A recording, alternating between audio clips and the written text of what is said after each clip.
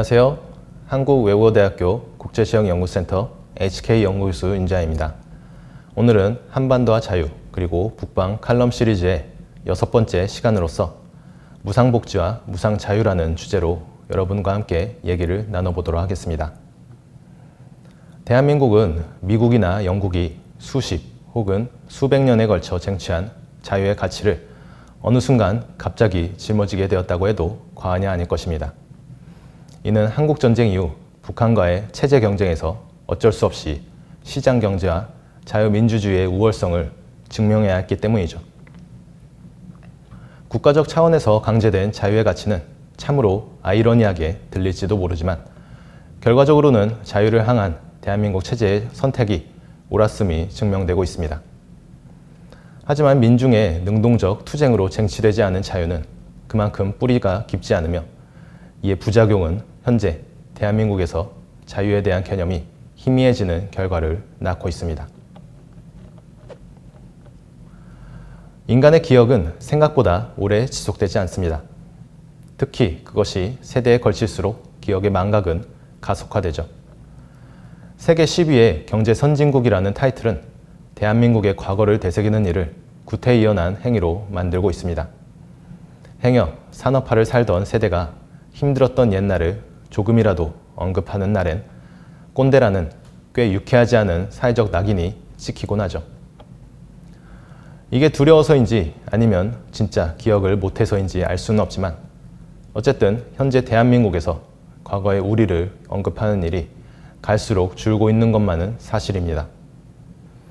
하지만 자신이 누구인지를 인식하고 앞으로의 일을 준비해 나가는 작업은 중요하며 이는 과거에 대한 정확한 기억을 바탕으로 이루어져야 합니다.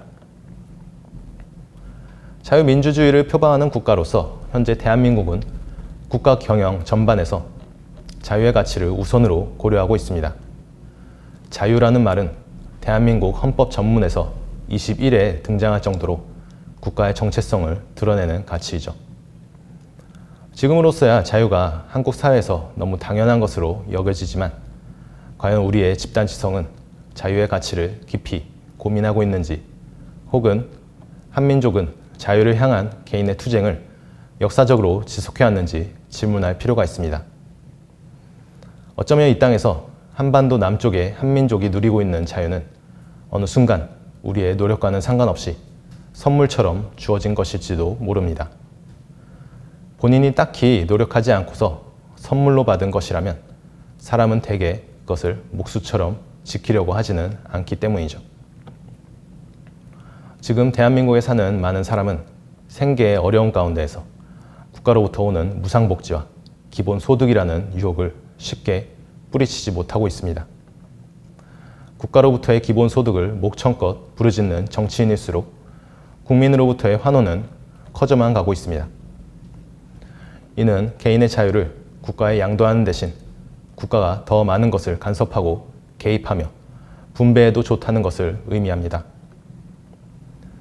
무상복지에 환호하는 국민이 많아진다는 것은 결국 경제적 어려움을 느끼는 사람이 많아지고 있으며 그만큼 대한민국의 일자리 문제가 녹록하지 않은 상황으로 흘러가고 있다는 사실을 반영합니다. 일자리 문제는 결국 이윤 창출이 원활하게 이루어지는 가운데 기업의 채용 여력이 호전되어야만 해결될 수 있습니다. 영세한 사업체일수록 미래의 불확실성에 쉽게 노출되면서 기업에 의한 고용은 위축될 수밖에 없습니다. 결국 안정적인 경영과 수익 창출 궤도에 오른 기업이 많아질수록 국내의 전반적인 일자리 문제는 해결될 수 있습니다. 우리나라는 삼성 및 기타 대기업의 유명세에 가려져서 잘 느껴지지 않지만 사실은 기업의 영세함이 우세한 국가입니다. 요즘 유행하는 강소기업이라는 말은 사실 허상에 불과하죠. 기업이 강해지면 규모는 커지게 마련이면서 고용 인원도 늘어날 수밖에 없습니다. 많은 고용을 안정적으로 책임질 수 있는 기업이 부족하다는 점은 대한민국 경제의 끊임없는 약점으로 작용하고 있습니다. 기업에 의한 고용이 제대로 이루어지지 않은 상황에서 이에 빈자리는 결국 자영업에 의한 경제활동으로 채워지고 있는 것이죠.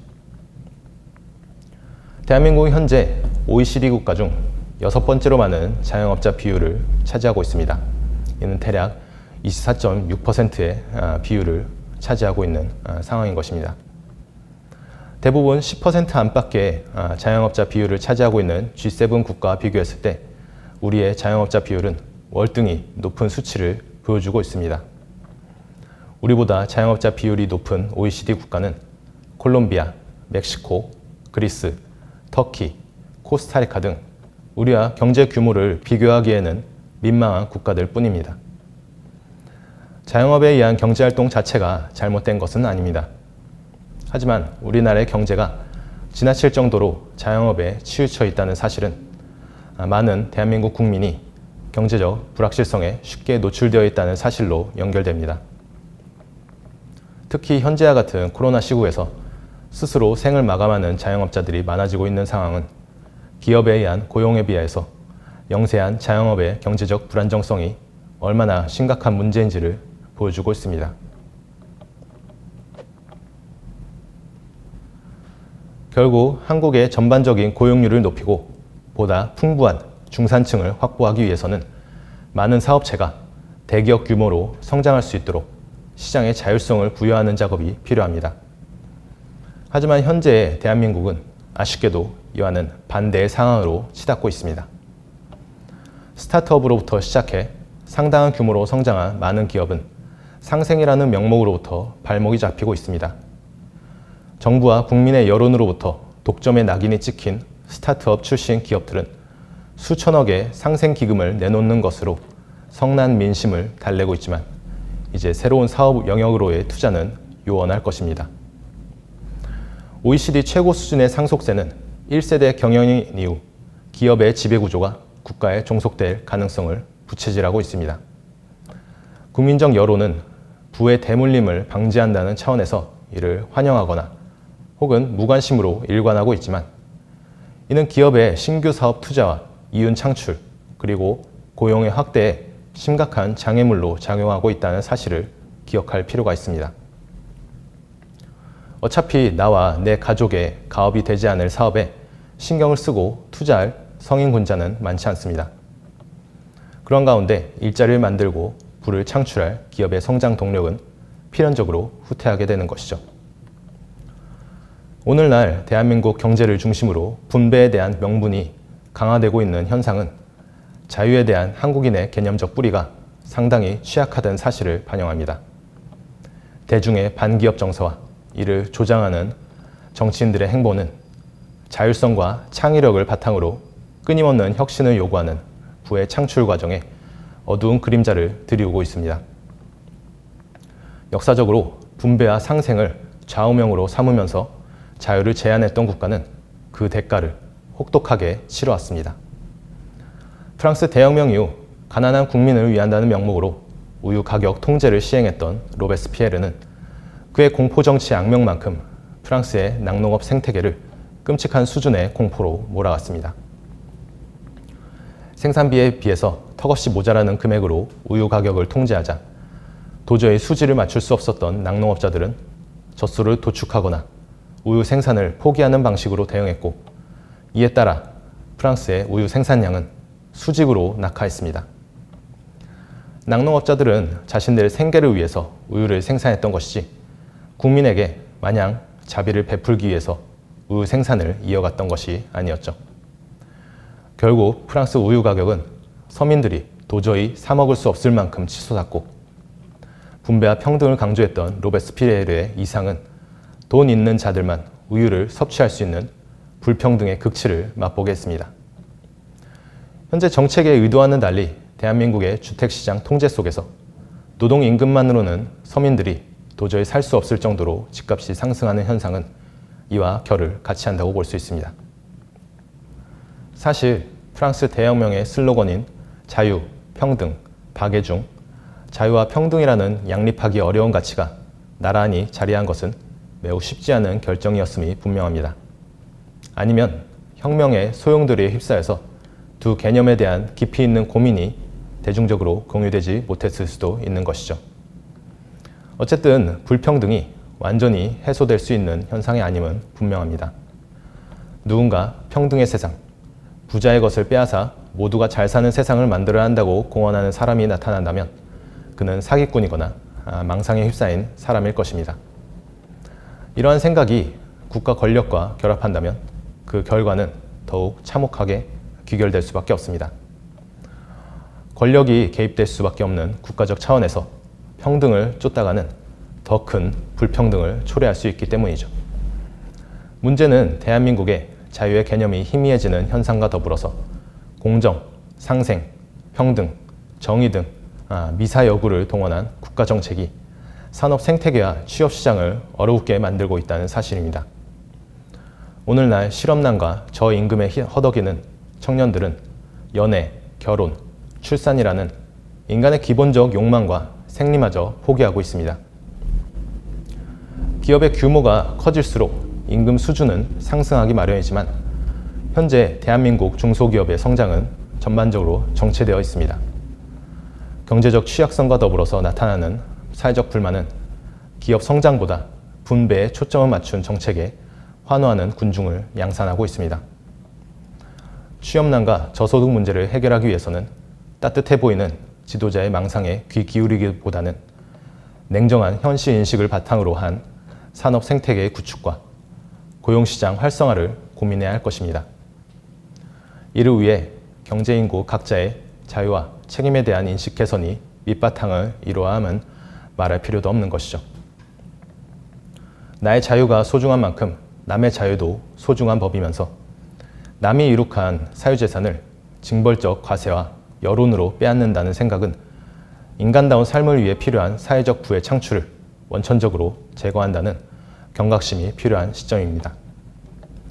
어느새 자유라는 말은 정의와 삶의 여유를 향해 나아가는 현대사회에서 구태의연한 표현으로 자리 잡고 있습니다. 최근 민간 배달앱과 메신저 기반 IT 기업의 독과점 행태 및 골목 상권 생태계 파괴에 대한 사회적 공분이 뜨겁습니다.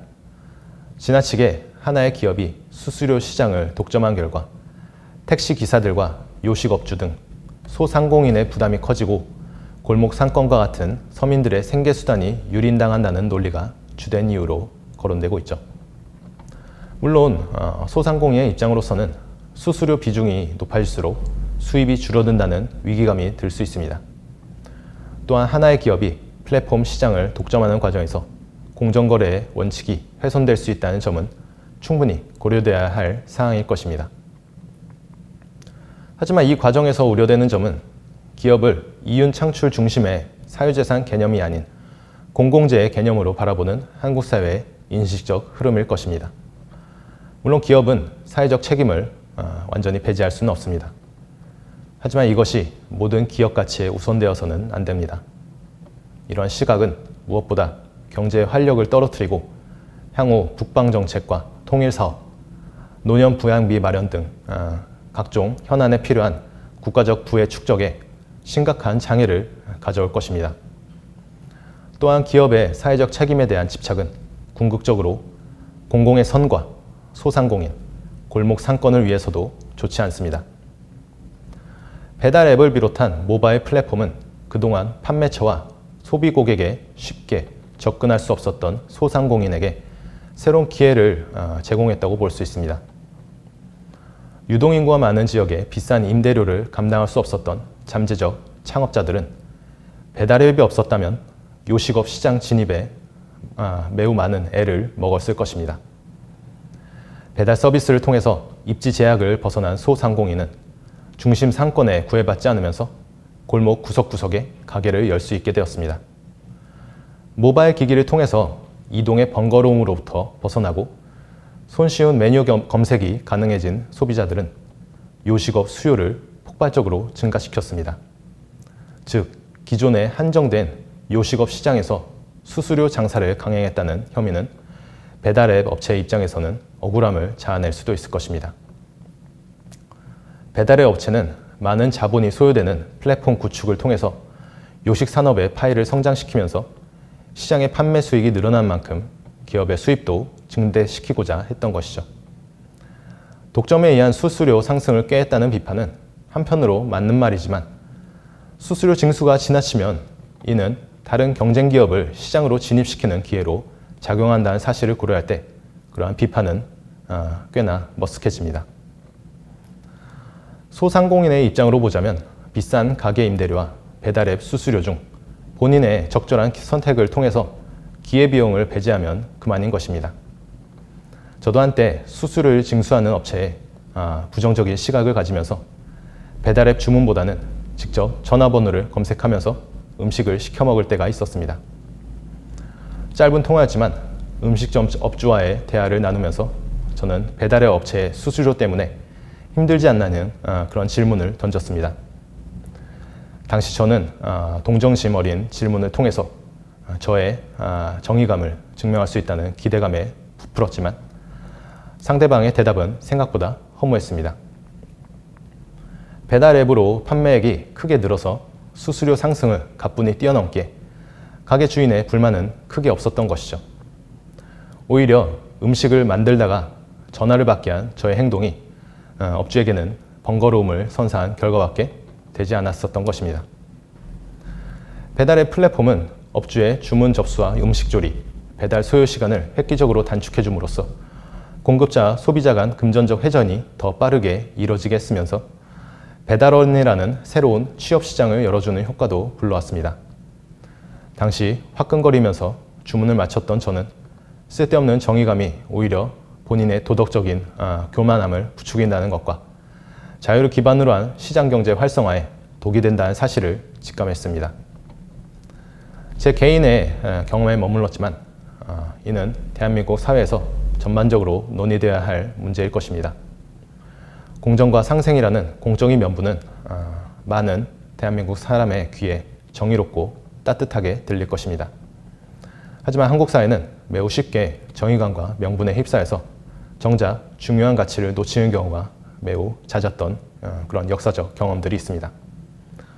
조선은 명나라의 의리를 쫓다가 임진왜란이 핥힌 상처가 치유되기도 전에 2번의 호란을 겪었습니다. 정의감이 충만한 채 발휘되는 일상적 간섭은 현재도 한국 사회의 자유라는 가치를 잠식하고 있습니다.